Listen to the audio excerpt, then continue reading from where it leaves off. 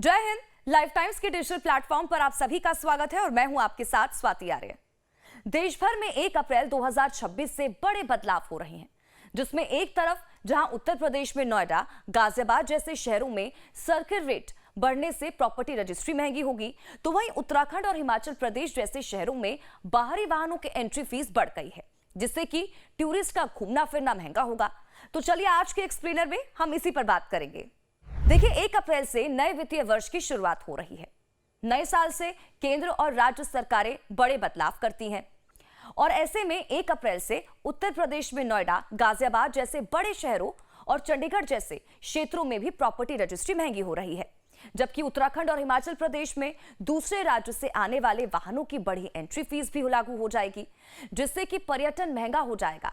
उत्तराखंड में भी hotel, homestay से जुड़ा सिंगल विंडो सिस्टम लागू हो जाएगा। तो बात देखिए, सबसे पहले उत्तर प्रदेश में रजिस्ट्री महंगी होने को लेकर करेंगे। देखिए, यूपी के कई जिलों जैसे कि नोएडा, गाजियाबाद, लखनऊ में नए सर्कल रेट के आधार पर संपत्तियों की रजिस्ट्री शुरू होगी। परिवहन विभाग ने व्यावसायिक वाहनों के लिए नेशनल परमिट की प्रक्रिया को पूरी तरह से ऑनलाइन कर दिया है और अब होम डिस्ट्रिक्ट के बाहर भी परमिट रिन्यूअल आसान हो जाएगा। नगर निगमों ने सेल्फ असेसमेंट ना करने वालों पर भारी जुर्माने का प्रावधान 1 अप्रैल से कड़ा कर दिया है। बात अब देखिए उत्तराखंड की भी कर लेते हैं। देखिए, उत्तराखंड के देहरादून, हरिद्वार और हल्द्वानी जैसे शहरों में सर्किल रेट में 9% से लेकर 22% तक की बढ़ोतरी की गई है। इससे अब जमीन की रजिस्ट्री करना पहले से महंगा होगा। देहरादून और मसूरी में प्रवेश करने वाले बाहरी राज्य के व्यावसायिक वाहनों पर ग्रीन सेस की नई दरें लागू हो रही हैं और इससे घूमना फिरना महंगा हो सकता है। उत्तराखंड देश के उन चुनिंदा राज्यों में शामिल होने जा रहा है जहां पर संपत्ति की खरीद और बिक्री के लिए ऑनलाइन रजिस्ट्री व्यवस्था 1 अप्रैल से प्रभावी होगी और अब जमीन या फिर मकान की रजिस्ट्री के लिए तहसील के चक्कर काटने और लंबी लाइनों में लगने की जरूरत नहीं होगी। उत्तराखंड में होमस्टे और होटल खोलना अब आसान होगा। नए वित्तीय वर्ष से राज्य में होमस्टे रजिस्ट्रेशन की प्रक्रिया को सिंगल विंडो कर दिया गया है और संवेदनशील इलाकों में जाने वाले वाहनों पर इको टैक्स की दरें भी बढ़ाई गई हैं। बढ़ते आगे, बात अब हिमाचल प्रदेश में घूमने फिरने को लेकर करेंगे, जो कि महंगा हो जाएगा अब 1 अप्रैल से। वो भी देखिए, हिमाचल सरकार ने अपनी नई टोल पॉलिसी 2026-27 के तहत 1 अप्रैल 2026 से बाहर से आने वाले वाहनों पर एंट्री टैक्स यानी कि टोल में भारी इजाफा किया है। निजी कार या फिर अन्य वाहन से दूसरे राज्य से आने वाली कारों पर एंट्री टैक्स 70 रुपए से बढ़ाकर अब 170 रुपए प्रतिदिन कर दिया गया है। कमर्शियल बसों में 32 सीटों वाली बसों का जो शुल्क है वो 320 रुपए से बढ़ाकर अब 600 रुपए कर दिया गया है। भारी वाहन जिसमें ट्रक, जेसीबी और इसके अलावा कंस्ट्रक्शन मशीनरी आती है, उस पर शुल्क देखिए अब 720 रुपए से बढ़ाकर 900 रुपए कर दिया गया है। शिमला और मनाली जैसे पर्यटन शहरों में एंट्री के लिए लगने वाले ग्रीन सेस की दरें भी बढ़ी हैं। नगर निगम शिमला और धर्मशाला में कमर्शियल संपत्तियों के टैक्स असेसमेंट के लिए नई यूनिट एरिया जो है वो प्रणाली लागू हो रही है।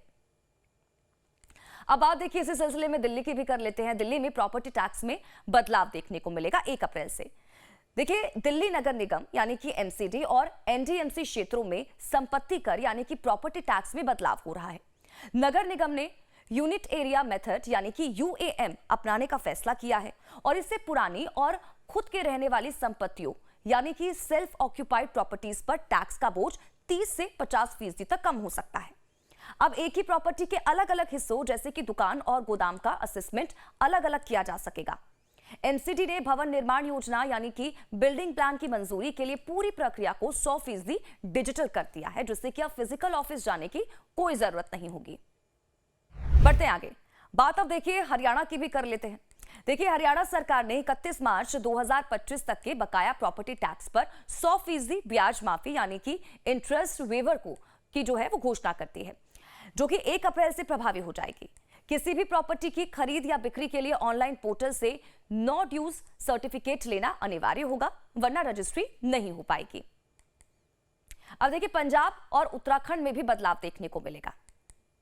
देखिए, पंजाब सरकार ने यूनिफाइड बिल्डिंग रूल्स 2025 को लागू किया है और अब ग्रुप हाउसिंग और कमर्शियल बिल्डिंग्स के लिए परमिट लेना पहले से सस्ता लेकिन नियमों में सख्त होगा।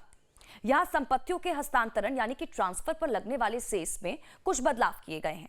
इसके साथ ही होम स्टे रजिस्ट्रेशन के लिए नई सिंगल विंडो क्लियरेंस व्यवस्था भी शुरू हुई है। बढ़ते हैं आगे, देखिए बात अब चंडीगढ़ की भी कर लेते हैं।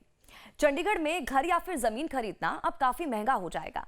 प्रशासन ने कलेक्टर रेट में 10 से 33% तक की वृद्धि हुई है। रेजिडेंशियल आवासीय सेक्टर में सबसे ज्यादा बढ़ोतरी 33% तक हुई है। हाउसिंग बोर्ड फ्लैट के रेट करीब 25% तक बढ़े हैं। सोसाइटी फ्लैट के रेट में 15% तक का इजाफा हुआ है। कमर्शियल सेक्टर 17 जैसे प्रीमियम इलाकों में बूथ और एससीओ की दरें अब 5.92 लाख रुपए प्रति वर्ग गज तक पहुंच गई हैं। चंडीगढ़ नगर निगम ने पानी की खपत यानी कि वाटर चार्जेस पर 5% का अतिरिक्त शुल्क 1 अप्रैल से लागू कर दिया है। तो वहीं अगर सीवरेज सेस की बात करें तो देखिए ये जो सेस है उसकी दर 20% पर बरकरार है, लेकिन पानी का बिल बढ़ने की वजह से प्रभावी रूप से सीवरेज सेस की राशि जो है वो भी बढ़ जाएगी। तो देखिए 1 अप्रैल से ये तमाम चेंजेस होने वाले हैं। आप किस राज्य से हैं, ये वीडियो कहां से देख रहे हैं, आपके राज्य में कौन कौन से बदलाव हो रहे हैं और इन बदलावों को आप किस तरह से देख रहे हैं, हमें कमेंट करके जरूर बताइएगा। इसी के साथ ही आज के एक्सप्लेनर में फिलहाल इतना ही। अगली बार फिर हाजिर होंगे एक और नए टॉपिक के साथ। नमस्कार।